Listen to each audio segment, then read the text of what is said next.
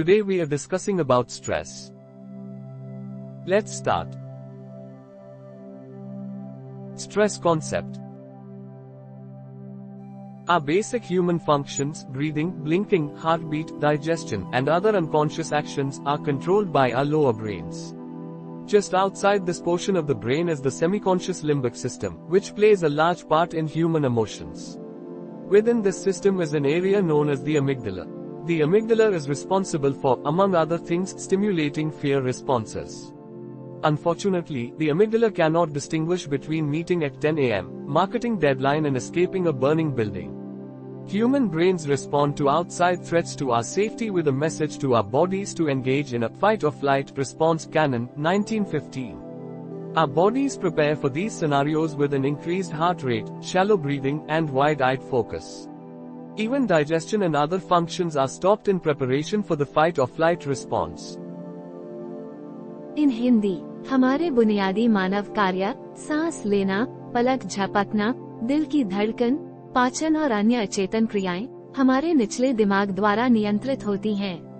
मस्तिष्क के इस हिस्से के ठीक बाहर अर्धचेतन अंग प्रणाली है, जो मानवीय भावनाओं में एक बड़ी भूमिका निभाती है। इस प्रणाली के भीतर एक क्षेत्र है जिसे अमिग्डाला कहा जाता है। अमिग्डाला अन्य बातों के अलावा भय प्रतिक्रियाओं को उत्तेजित करने के लिए जिम्मेदार है। दुर्भाग्य से अमिग्डाला सुबह 10 बजे मिलने, मार्केटिंग की समय सीमा और एक जलती हुई इमारत से बचने के बीच अंतर नहीं कर सकता। मानव मस्तिष्क हमारे शरीर को लड़ाई या उड़ान प्रतिक्रिया तोप 1915 में संलग्न होने के संदेश के साथ हमारी सुरक्षा के लिए बाहरी खतरों का जवाब देता है। हमारे शरीर इन परिदृश्यों के लिए बढ़ी हुई हृदय गति, उथली श्वास और चौड़ी आंखों के साथ तैयारी करते हैं।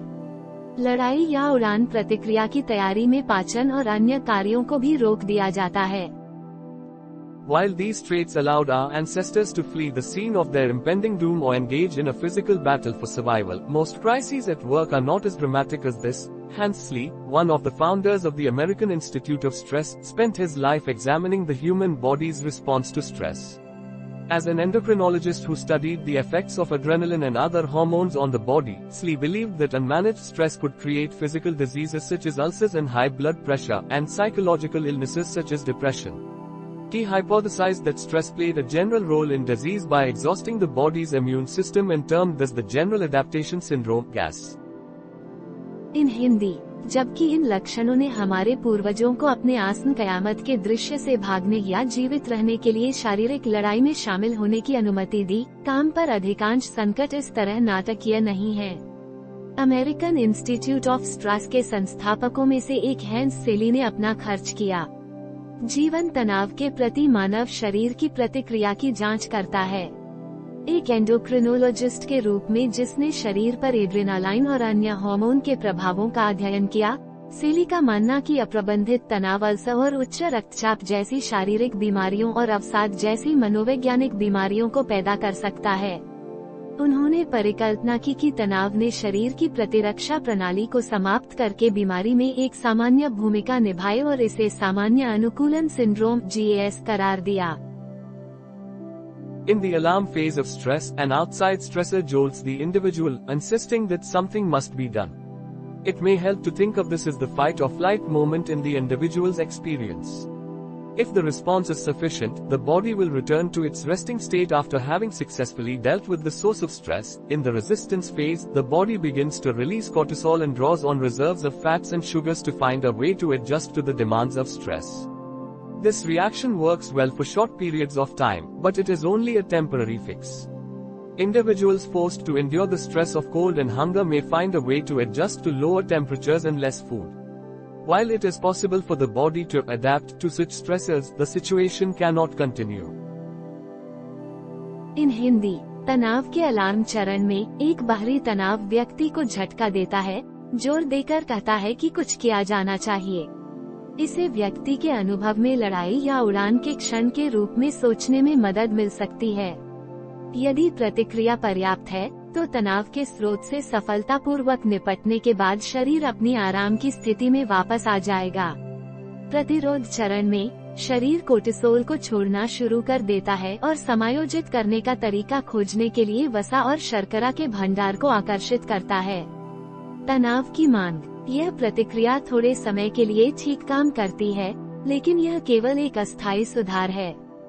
ठंड और भूख के तनाव को सहने के लिए मजबूर व्यक्तियों को कम तापमान और कम भोजन को समायोजित करने का एक तरीका मिल सकता है, जबकि शरीर के लिए इस तरह के तनावों के लिए अनुकूल होना संभव है। स्थिति जारी नहीं रह सकती। The body is drawing on its reserves, like a hospital using backup generators after a power failure. It can continue to function by shutting down unnecessary items like large overhead lights, elevators, televisions, and most computers, but it cannot proceed in that state forever. In the exhaustion phase, the body has depleted its stores of sugars and fats, and the prolonged release of cortisol has caused the stressor to significantly weaken the individual. Disease results from the body's weakened state, leading to death in the most extreme cases. इन हिंदी, शरीर अपने भंडार का उपयोग कर रहा है, जैसे एक अस्पताल बिजली की विफलता के बाद बैकअप जनरेटर का उपयोग कर रहा है। यह बड़ी ऊपरी रोशनी, लिफ्ट, टीवी और अधिकांश कंप्यूटरों जैसी अनावश्यक वस्तुओं को बंद करके काम करना जारी रख सकता है, लेकिन यह हमेशा के लिए उस स्थिति में आगे नहीं बढ़ सकता है। कोर्टिसोल के लंबे समय तक रिलीज होने से तनाव व्यक्ति को काफी कमजोर कर देता है। शरीर की कमजोर अवस्था से रोग का परिणाम होता है, जिससे सबसे चरम मामलों में मृत्यु हो जाती है। This eventual depletion is why we are more likely to reach for foods rich in fat or sugar, caffeine, or other quick fixes that give us energy when we are stressed. Slee referred to stress that led to disease as distress and stress that was enjoyable or healing as eustress. Stress, it refers to the bodily strain that an individual feels as a result of coping with some environmental factors. Stress management refers to the process through which stress can be controlled. It must, however, be kept in mind that the stress management never talks of eliminating stress thoroughly. इन हिंदी, यह अंततः कमी है कि हम वसा या चीनी, caffeine या अन्य त्वरित सुधारों से भरपूर खाद्य पदार्थों तक पहुंचने की अधिक संभावना रखते हैं, जो हमें तनाव में होने पर हमें ऊर्जा प्रदान करते हैं। स्ली ने उस तनाव को संदर्भित किया जो बीमारी को संकट और तनाव के रूप में ले गया, जो आनंददायक था या यूस्ट्रेस के रूप में उपचार कर रहा था। तनाव यह शारीरिक तनाव को संदर्भित करता है जो एक व्यक्ति कुछ पर्यावरणीय कारकों से निपटने के परिणाम स्वरूप महसूस करता है। तनाव प्रबंधन उस प्रक्रिया को संदर्भित करता है जिसके माध्यम से तनाव को नियंत्रित किया जा सकता है। हालांकि यह ध्यान में रखा जाना चाहिए कि तनाव प्रबंधन कभी भी तनाव को पूरी तरह से खत्म करने की बात नहीं करता है। Definition of stress. In human resource management, stress is defined as a state of mental and emotional pressure or strain caused by challenging or unfavorable circumstances. It is an outside force that rules an individual's feelings and behavior. It is a person's response to an external factor, stimulus, known as the stressor in the environment and the outcome of such reaction. The stressor can be unreasonable or extreme pressure placed on the employees, which can be a disturbing one. Stress occurs due to discrepancies between situational demand and the employee's ability to fulfill those demands. In essence, it is the imbalance between the perceived state and desired state, resulting in psychological, physiological and behavioral deviations. It is an inseparable part of work life. इन हिंदी, मानव संसाधन प्रबंधन में तनाव को चुनौतीपूर्ण या प्रतिकूल परिस्थितियों के कारण होने वाले मानसिक और भावनात्मक दबाव या तनाव की स्थिति के रूप में परिभाषित किया गया है। यह एक बाहरी शक्ति है जो किसी व्यक्ति की भावनाओं और व्यवहार को नियंत्रित करती है। यह वातावरण में एक बाहरी कारक प्रोत्साहन, जिसे तनाव कारक के रूप में जाना जाता है, और ऐसी प्रतिक्रिया के परिणाम के लिए एक व्यक्ति की प्रतिक्रिया है।